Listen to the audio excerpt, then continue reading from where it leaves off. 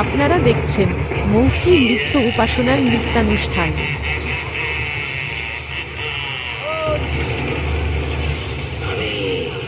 আমি অসুর সম্বর, স্বর্গবর্ত পাতালের একমাত্র রাজা, রাজা সম্বর, সম্বর অসুর।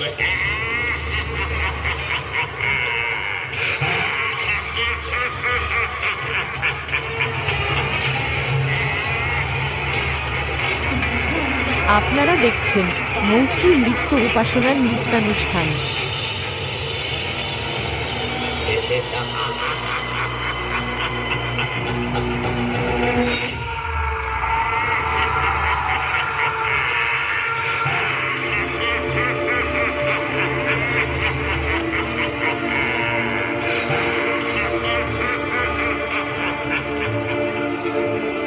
ইতিহাস সাক্ষী আছে, অন্যায় অত্যাচারের সীমা যখন চরম পর্যায়ে পৌঁছায়, নিরীহ মানুষের আর্তনাদে যখন শিহরিত হয়ে ওঠে স্বর্গ মর্ত্য পাতাল, চরম পরিস্থিতিতে যখন স্বয়ং আপনারা দেবতাগণ দেখছেন নিজের রায় মৌসুমী বিচলিত হয়ে নৃত্য পড়েন, উপাসনার নৃত্যানুষ্ঠান। ঠিক তখন এই বিশ্ব ব্রহ্মাণ্ডকে পুনরায় অত্যাচারীদের হাত থেকে মুক্ত করতে, অশুভ শক্তির বিনাশ করতে স্বয়ং ব্রহ্মা বিষ্ণু মহেশ্বর দেবী শক্তির আহ্বান জানান।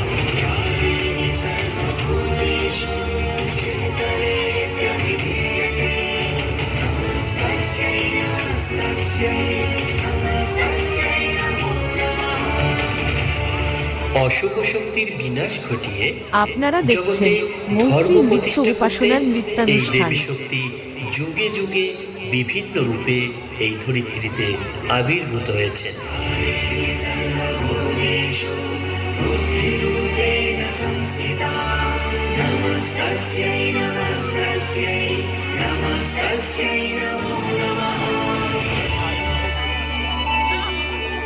আজ এই মহাশক্তির মূল উৎস মা লক্ষ্মীর এক শান্ত স্নিগ্ধ সুশীলা অবতারের কাহিনী নিয়ে মৌশ্রী নৃত্যোপাসনার নৃত্য ভাবনা সৃষ্ট নৃত্য আলেখ্য ভূমিজা কথা।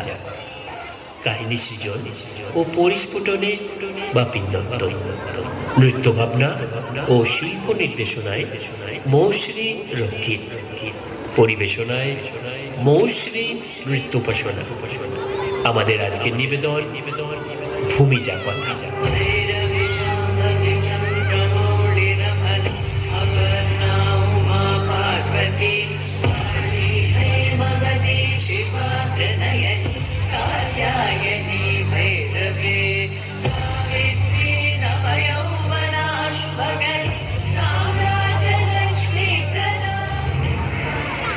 পৌরাণিক কাহিনী অনুসারে আপনারা দেখছেন দেবগুরু মৌসুমী নৃত্য বৃহস্পতির উপাসনার পুত্র নৃত্যানুষ্ঠান। ব্রহ্মর্ষি কুশধ্বজ স্বয়ং মা লক্ষ্মীকে নিজের কন্যা রূপে পাওয়ার জন্য কঠোর তপস্যা শুরু করেন। ওম ঐং লক্ষ্মীদেবাই নমঃ। ওম মা মা মা, তুমি এতদিনে এই দাসের ডাকে সাড়া দিলে? আমি তোমার তপস্যায় সন্তুষ্ট হয়েছি। বলো, কি বর চাও? মা, আমি চাই তুমি আমার ঘর আলো করে এসো, আমার কন্যা রূপে। বেশ, তাই হবে। তথাস্তু। মা লক্ষ্মী তার ঘরে কন্যা রূপে জন্ম নেন। বেদ পাঠকালে জন্ম হওয়ার কারণে এই আপনারা শিশু দেখছেন কন্যার নাম হয় মৌসুমী নৃত্য বেদবতী। উপাসনার নৃত্যানুষ্ঠান।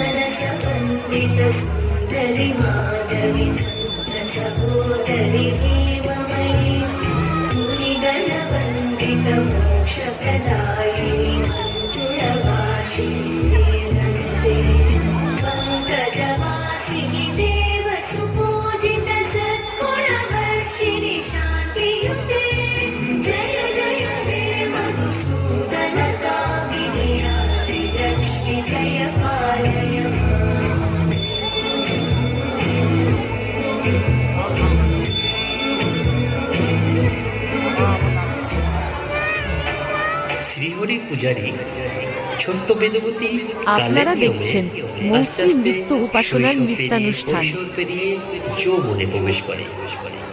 যুবতী বেদবতীর অপরূপ সৌন্দর্যে মোহিত হয়ে দৈত্যরাজ শুম্বাসুর তাকে বিয়ের প্রস্তাব দেয়, কিন্তু ব্রহ্মর্ষি কুশধ্বজ তাতে অমত দেওয়ায় শুম্বাসুর আপনারা দেখছেন কুশধ্বজকে মৌসুমী হত্যা নৃত্য করে উপাসনার জোর করে নৃত্যানুষ্ঠান। বেদবতীকে বিয়ে করতে চায়, কিন্তু তা কি সম্ভব? বেদবতী যে স্বয়ং মা লক্ষ্মী, অভিশপ্ত হয় রাক্ষসকুল। বেদবতীও অগ্নি আহুতি দেয় নিজেকে, সাথে করে যায় এক ভয়ঙ্কর ভবিষ্যৎবাণী। আমি বেদবতী, দেবগুরু বৃহস্পতির দৌহিত্রী। আমার পিতা ব্রহ্মর্ষি কুশধ্বজ, মাতা দেবী মাল্যবতী। আমি আজীবন নিষ্ঠা সহ হরিকে ডেকেছি। আপনারা দেখছেন মৌসুমী নৃত্য উপাসনার আমি নৃত্যানুষ্ঠান। যদি সত্যিই তাকে এক মনে ডেকে থাকি, তবে আমি নূতন রূপ নিয়ে ফিরে আসবো এই ধরাধামে। জন্ম নেব কোনো ধার্মিকের ঘরে, আর সেই জন্মে আমি আমার আরাধ্য প্রভু নারায়ণকে স্বামী হিসেবে পাবো। আর আমার কারণেই রাবণের মৃত্যু ঘটবে, সে নির্বংশ হবে।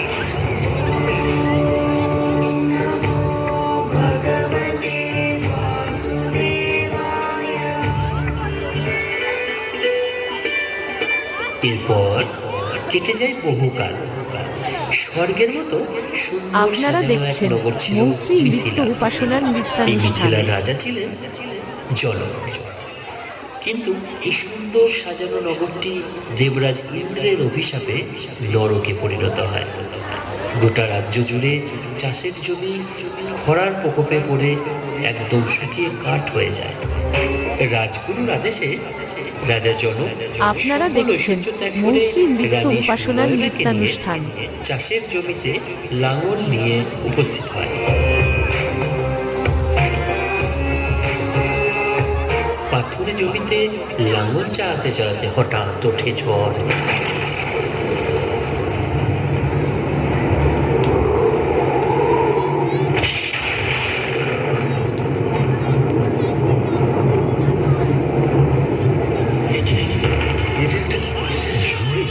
আপনারা দেখছেন মৌসুমী নৃত্য উপাসনার নৃত্যানুষ্ঠান।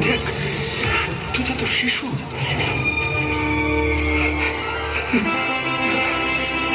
ভ্রাতা, আজ সত্যিই বড় ভালো দিন। এই কন্যা সত্যি সৌভাগ্যবতী, নইলে আজই এই ভূমিতে এলো, আর আজই এত কালের অনাবৃষ্টি ঘটল, আর আজই তুমি এই কন্যার পিতা হলে। হ্যাঁ অর্জুন, আমরা ধন্য হয়ে গেলাম একে পেয়ে। আমাদের রাজকুমারীর কি নাম রাখা হবে মহারাজ? নাম তো অনেক আছে। বৈদেহপুরের বৈদেহী, মিথিলার রাজকুমারী মৈথিলী, ভূমি হতে উৎপন্ন তাই ভূমিজা। জনকের কন্যা বলে জানকী, কিন্তু হালের আঁচড়ে খেতে যে রেখা তৈরি হয়েছিল, একে আমরা সেখানেই খুঁজে পাই। তাই আমি ওকে ডাকবো সীতা। তুমি যা জানো কি জনক সুতা সীতা, তুমি যা জানো কি জনক সুতা সীতা।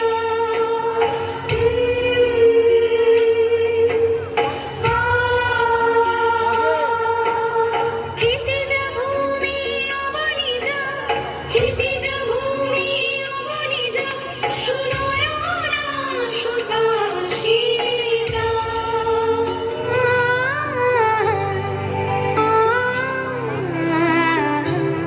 ভূমিজার আগমনে অভিশপ্ত মিথিলা যেন প্রাণ ফিরে আপনারা পায়। দেখছেন মিথিলা মৌসুমী হয়ে নৃত্য ওঠে উপাসনার উৎসব। নৃত্যানুষ্ঠান। মেতে ওঠে দেখো ত্রিভুবন প্রাণীর উৎসবে, অনাবিলে আনন্দ হতে কিবা বঞ্চিত রবে। ধূপ দীপে আলোর মালা সমারোহের ক্ষণে, উৎসব আজ বেঁধেছে সবরে মহামেল বন্ধনে। উৎসবের অঙ্গনে আজ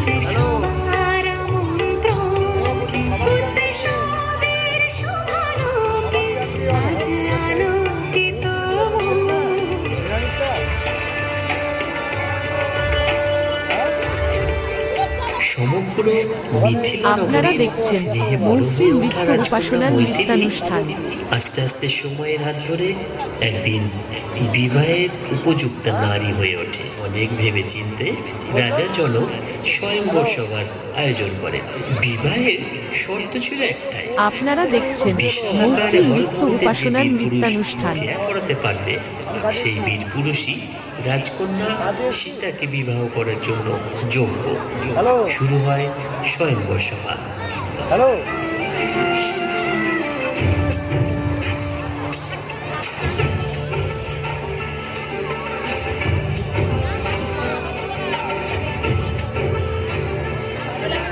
ঘটনাক্রমে সরজু নদীর তীরে অবস্থিত কৌশল রাজ্যের অযোধ্যা নগরীর রাজা দশরথ পুত্র রামচন্দ্র সেই স্বয়ংবর সভায় উপস্থিত ছিলেন। সভায় উপবিষ্ট সকলেই এক প্রকার হরধনু তুলতেই যখন অসফল হয়, তখন দশরথ রাজপুত্র রাম সেই হরধনু উঠিয়ে তাতে জয় পড়াতে গেলে প্রকাণ্ড শব্দে তা ভেঙে যায়।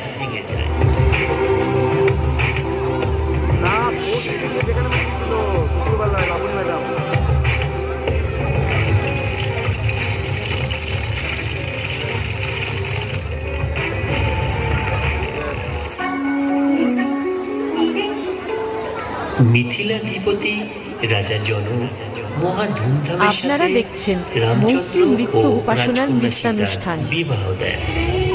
देहि वन्दिनं वसुन्धरा सुता सौम्या सुशीला सुदया सुधा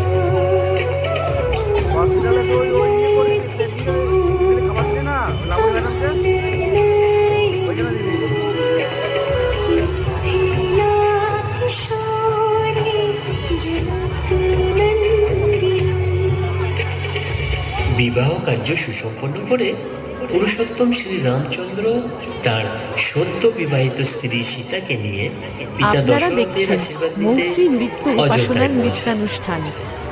রাজপুত্র শ্রীরামচন্দ্র ও দেবী সীতার আগমনে গোটা অযোধ্যা নগরী যেন নবরূপে সেজে উঠেছে। चौखट पे चल के आज चारों धाम आए हैं, बजाओ ढोल स्वागत में मेरे घर राम आए हैं। कथा शबरी की जैसे जुड़ गई मेरी कहानी से, मोरों को आज धोने दो चरण आँखों के पानी से।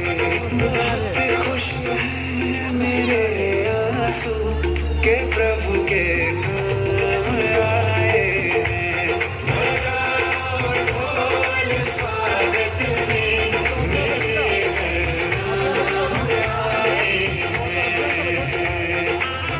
এর মধ্যেই রাজা দশরথের ঘোষিত শ্রীরামচন্দ্রের রাজ্যাভিষেকের খবর শুনে আপনারা গোটা দেখছেন অযোধ্যা নগরী মৌসুমী নৃত্য আনন্দে মেতে উপাসনার ওঠে। নৃত্যানুষ্ঠান। এত আনন্দ, এত আয়োজনে গোটা অযোধ্যাবাসী মেতে উঠলেও রাজমহলের একজনের মনে কোনো আনন্দ ছিল না।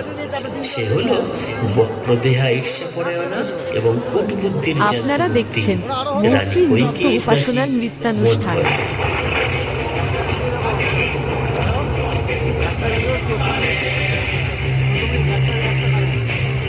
মন্থরার কথা মতো রানী কৈকেয়ী অযোধ্যাধিপতি দশরথের কাছে দুটি বর চেয়ে নেয়। প্রথম বরে তার পুত্র ভরতকে সে অযোধ্যার সিংহাসনে বসায় এবং দ্বিতীয় বরে রামচন্দ্রকে 14 বছরের জন্য বনবাসে পাঠায়। পিতার সম্মান রক্ষার্থে পুরুষোত্তম শ্রী রামচন্দ্র বনবাসের উদ্দেশ্যে রওনা দেয়। সাথী হয় সহধর্মিণী সীতা ও ভ্রাতা লক্ষ্মণ। जन्म जन्म की खोज बताए, राम से चल के राम पे आए। प्रेम कोई हमें और न जाने, राम से रूठे राम से माने।